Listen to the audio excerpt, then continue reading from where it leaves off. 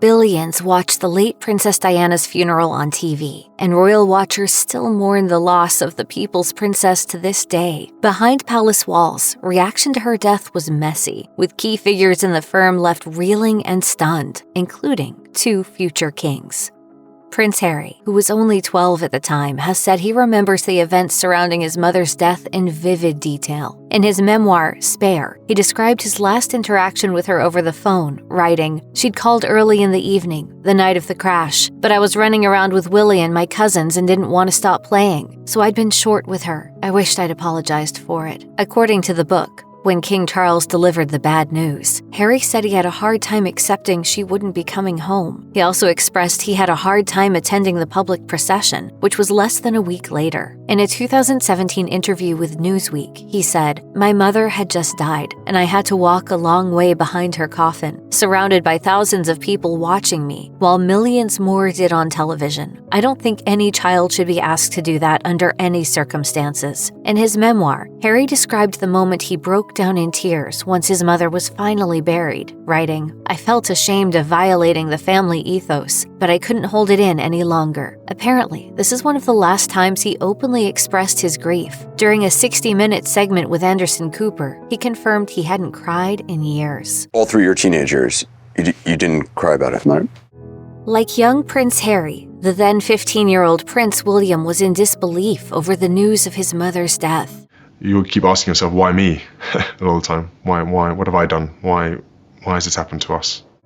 The young prince reportedly used the last few days in Scotland, where the boys first learned of their mother's accident, to sit with his feelings and find comfort in his surroundings, according to People. William, like his brother, then marched dutifully along with the funeral procession. In the end, he took a slightly different approach to grief than his brother. Where Harry shut down his feelings, William compartmentalized, saying, "There's a balance between me being Prince William and having to do my bit, versus the private William, who just wanted to go in a room and cry because he'd lost his mother." He went on to say that he didn't want her to be remembered as the cause of their grief, but for the loving mother and accomplished woman that she was in life. "I wouldn't let it break me. I wanted it to make me. If I can be even a fraction of what she was, I'll be proud."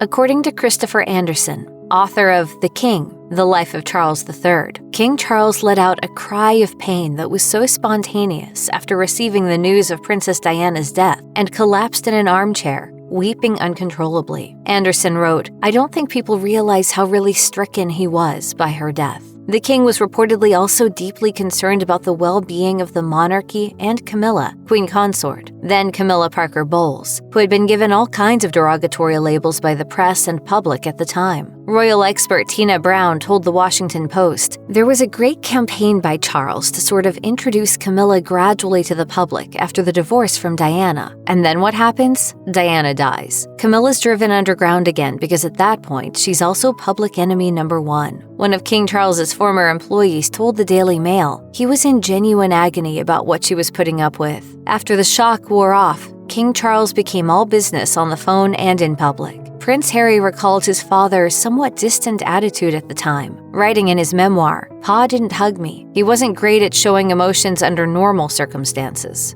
When the late Queen Elizabeth learned of Princess Diana's death while in Scotland, she didn't immediately hop on the next flight to England. According to the Washington Post, Britons were angry with the Queen when she didn't release a statement or return to Buckingham Palace to publicly mourn right away. However, Tina Brown, author of the Diana Chronicles, suggested she had a good reason to stay away. The author said, "The Queen was adamant that her place was at Balmoral with her grieving grandsons. Her thoughts were with her grandchildren, and she wasn't thinking about how this would be played out in the media." A letter written by Queen Elizabeth at the time also corroborates this sentiment. The Queen wrote, "It was indeed dreadfully sad, and losing Diana is a huge loss to the country. William and Harry have been so brave, and I am very proud of them." When she did return to the palace to pay her respects, she broke protocol twice to honor the late Princess of Wales. The night before the funeral, Queen Elizabeth delivered a televised address in which she expressed her admiration for Princess Diana. "So what I say to you now, as your queen and as a grandmother, I say from my heart. She was an exceptional and gifted human being." Additionally, during the funeral procession, the Queen was famously spotted bowing at Princess Diana's coffin. Though the late Prince Philip Duke of Edinburgh, is often remembered for his blunt attitude. He was also known to be a supportive grandfather. As Tina Brown detailed in her book, The Palace Papers, the Spencer side had been saying what the role of the children had to be in the funeral. Philip suddenly blasted, "Stop telling us what to do with these boys. They have lost their mother." When Prince William and Prince Harry were ultimately requested to walk behind their mother's coffin for the public service, their grandfather allegedly chimed in with a few words of support. "If I walk, will you walk with me?" The Duke of Edinburgh also apparently made an effort to support Princess Diana during the years leading up to her divorce from King Charles. Madame Lucia Fletcher de Lima, a friend of Princess Diana, said Prince Philip drew on his own experiences to offer the Princess of Wales marriage advice. She told the Daily Mail, "Philip felt Diana and Charles did not have to be divorced. They could live separate lives, with separate apartments if necessary, but they could remain together." According to Gareth Russell's book, Do Let's Have Another Drink, The Dry Wit and Fizzy Life of Queen Elizabeth, the Queen Mother, Princess Margaret didn't have a great liking for the Princess of Wales, but felt desperately sorry for Diana's sons. Though the Queen's sister attended the funeral alongside the rest of the royal family, she didn't bow along with the crowd as Princess Diana's coffin passed by. When the public flocked to Buckingham Palace to pay their respects to the People's Princess that week, they left a tribute of about 15,000 tons of flowers, which is still the largest floral tribute ever, according to the Guinness World Records. The Queen's mother and Princess Margaret apparently were shocked by the sheer number of grieving Britons who showed up to honor Princess Diana. As Russell wrote, Princess Margaret had no sympathy for the public's mood. She told a friend that the reaction was unhinged, rather like Diana herself. When she died, everyone got as hysterical as she was. She complained about the smell of the mountains of decomposing flowers left at the palaces across London, referring to them as floral fascism. Princess Margaret died in 2002 at 71, leaving the royal family to grieve again only 5 years later. Camilla Parker Bowles became Queen Consort following King Charles's accession to the throne in 2022, but she was once seen as a pariah by the royal family and the public. The Queen Consort had been in King Charles's life since the 1970s, from lover to friend and back again, even after the then prince had married then Lady Diana Spencer. Her role as King Charles's mistress from that point on made Camilla the most hated woman in Britain to many. Journalist Diana McClellan wrote, "She was perceived as a man-killer, the desecrator of the fairy tale marriage that had captured the hearts of the world." After Princess Diana's fatal car accident, the public blamed the now Queen Consort, and the British press came knocking at her door. One woman said, "Without the mistress, none of this would have happened." Despite the accusations made against her, the Queen Consort appears to have made every effort to honor Princess Diana and support King Charles. She reportedly comforted King Charles over the phone the night of Princess Diana's death and was genuinely shaken by what had happened, as reported by the Daily Mail.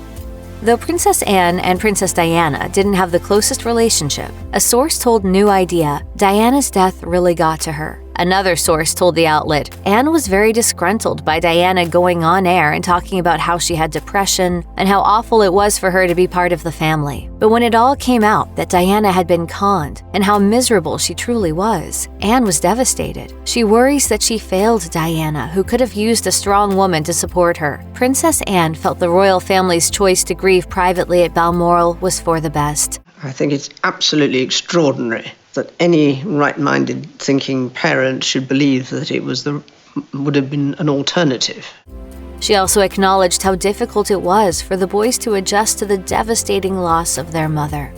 In 2017, Princess Diana's brother, Charles Spencer, formerly the 9th Earl of Spencer, reflected on how devastated he was by her passing, especially during the funeral. He told BBC Radio 4, "The feeling, the sort of absolute crashing tidal wave of grief coming at you as you went down this sort of tunnel of deep emotion, it was really harrowing, and I still have nightmares about it now." He also expressed dismay over his nephews having to walk behind their mother's coffin, which he noted was already enormously painful for him. There was the inner turmoil of thinking, "My God, this is ghastly," but then the point of thinking, "These two boys are doing this, and it must be a million times worse for them." Spencer had apparently objected to the boys having to make the long walk, and told the palace liaison, "Diana just would not want them to do this. Eventually, I was lied to and told that Prince William and Prince Harry wanted to do it, which of course they didn't." In his famous eulogy speech, which caused the whole hall and the throngs of people outside to applaud. He simply said he wanted to speak for somebody who had no longer got a voice. He added, "I was trying to celebrate Diana, and if by doing that it showed up, particularly the press, I think, in a bad way, well, they had that coming.